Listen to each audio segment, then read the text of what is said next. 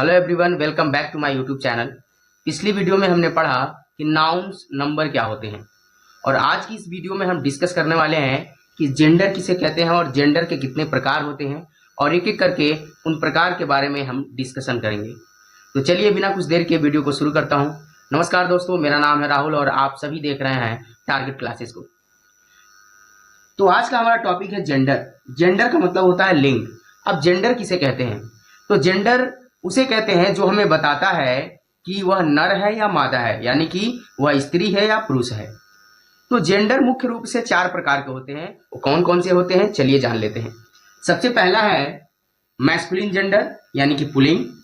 दूसरा है feminine gender स्त्रीलिंग। तीसरा है कॉमन जेंडर उभयलिंग और नंबर 4 है न्यूटर जेंडर यानी कि नपुंसक लिंग। तो चलिए एक एक करके हम डिस्कशन करेंगे इन प्रकार के बारे में। तो सबसे पहला है मैस्कुलिन जेंडर। तो चलिए मैस्कुलिन जेंडर को डिस्कस करते हैं। हमने यहाँ लिख करके रखा है मैस्कुलिन जेंडर यानी कि पुल्लिंग। A noun that denotes a male creature is said to be of the masculine gender. कहने का अर्थ है कि एक संज्ञा जो एक पुरुष का बोध कराए उसे मैस्कुलिन जेंडर कहते हैं। जैसे हमने यहाँ पे एग्जाम्पल लिखा हुआ है मोहन। तो मोहन क्या है? एक व्यक्ति का नाम है, ठीक है। तो मोहन क्या हो गया? Masculine gender. फादर, फादर से हमें पता चल रहा है कि पिता, पिता जो है वह क्या है? पुरुष है, तो वह क्या हो जाएगा? Masculine gender. बॉय, बॉय क्या है? लड़का है, तो वो भी क्या हो जाएगा? Masculine gender. मैन आदमी, ऑक्स यानी कि बैल, यानी कि जिससे हमें नर जाति का बोध हो, जिससे हमें पता चले कि यह पुरुष जाति को दर्शा रहा है, तो उसे हम कहते हैं मैस्कुलिन जेंडर।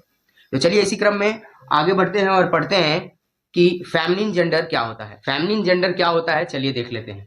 फेमिनिन जेंडर यानी कि स्त्रीलिंग। A noun that denotes a female creature is said to be of the feminine gender, यानी कि वह संज्ञा जो स्त्री प्रजाति का बोध कराता है उसे फेमिनिन जेंडर या स्त्रीलिंग कहते हैं। जैसे गीता, गीता जो है वह क्या है? फेमिनिन जेंडर है, एक स्त्री प्रजाति का बोध करा रही है, तो गीता क्या हो गई? Feminine gender. मदर माता, गर्ल यानी कि लड़की, वुमेन औरत, काऊ यानी कि गाय, एटसेट्रा। तो चलिए इसी के साथ हम दोनों का कंपैरिजन देख लेते हैं कि मैस्कुलिन जेंडर क्या है और फेमिनिन जेंडर क्या है। तो आप देख रहे हैं कि हमने यहाँ लिख रखा है कि इधर मैस्कुलिन जेंडर है और इधर फेमिनिन जेंडर है। जैसे मोहन, मोहन क्या है? एक पुरुष है, तो पुरुष प्रजाति का बोध करा रहा था, इसलिए क्या है? Masculine gender. उसी क्रम में मोहन की जगह पे हमने यहाँ फेमिनिन जेंडर में लिखा है गीता। तो लड़का है मोहन, तो ये पुरुष जाति का बोध करा रहा है, तो मैस्कुलिन जेंडर हुआ।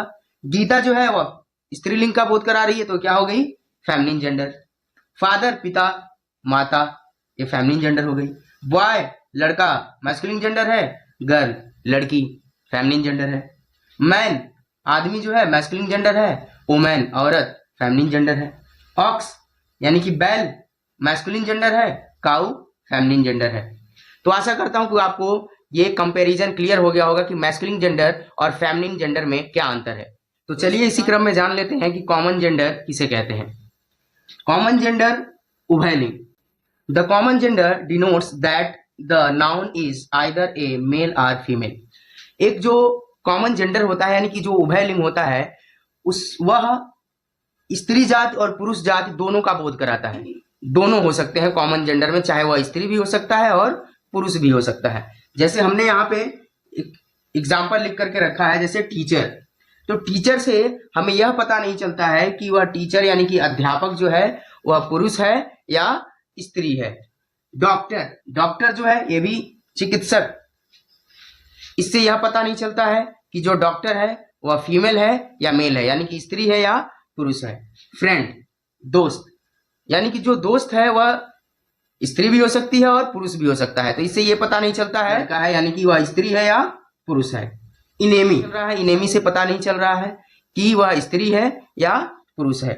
गेस्ट, गेस्ट जो अतिथि है वो भी चाहे स्त्री भी हो सकते हैं और पुरुष भी हो सकते हैं, तो इससे ये पता नहीं चल रहा है कि जो गेस्ट है वह स्त्री है या पुरुष है। तो आशा करता हूं कि ये कॉमन जेंडर आपको अच्छी तरह से समझ में आया होगा। तो इसी क्रम में हम आगे बढ़ते हैं और नंबर 4 पे है न्यूटर जेंडर। न्यूटर जेंडर किसे कहते हैं चलिए जान लेते हैं। न्यूटर जेंडर का मतलब होता है नपुंसक लिंग। The neuter gender denotes that the noun is neither a male nor female. जो न्यूटर जेंडर होता है वह यह बताता है कि जो नाउन है ना ही वह मेल है और ना ही क्या है, फीमेल है। कि जो नाउन है ना ही वह स्त्री है और ना ही वह पुरुष है। तो जैसे हमने यहाँ पे कुछ एग्जाम्पल लिखा है एज में, जैसे मटेरियल नाउन, जितने भी मटेरियल होते हैं जैसे बुक, पेन, कॉपी या लकड़ी, तेल, यानी कि जितने भी मटेरियल होते हैं वह आते हैं किसके अंतर्गत, न्यूटर जेंडर के अंतर्गत। उसके बाद दिया है अब्स्ट्रैक्ट नाउन्स, यानी कि जैसे ऑब्जेक्ट नाउन्स में आप जानते हैं कि होता है भाववाचक संज्ञा, हमने पीछे बता भी रखा है। ऑनेस्टी, स्वीटनेस, यानी कि ऑनेस्टी, ईमानदारी से और मिठास से ये पता नहीं चलता है कि वह स्त्री है या पुरुष है, तो इसको भी हम क्या कहाँ रखते हैं, न्यूटर जेंडर के अंतर्गत रखते हैं। जैसे क्राउड, ये कलेक्टिव नाउन्स के अंतर्गत आते हैं, क्राउड, बंच एटसेट्रा। तो क्राउड जो है क्या है, न्यूटर जेंडर के अंतर्गत आता है।